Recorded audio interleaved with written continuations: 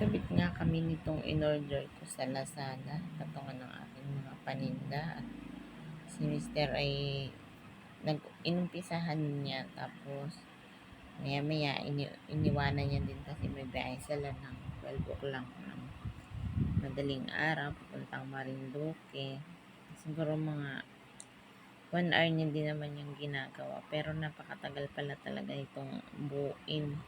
Inabot kami ng mga 3 hours kasi mabusisi. Ang daming tornilyo. Kailangan matyaga ka kasi kung hindi mapapantay yung bubuin mo na patungan.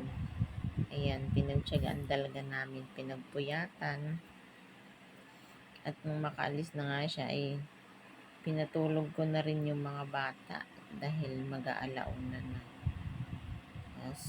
Ayan, tulog na nga dyan sila, Kailat si Kaykay, kaya binalikan ko na yung ginagawa ko.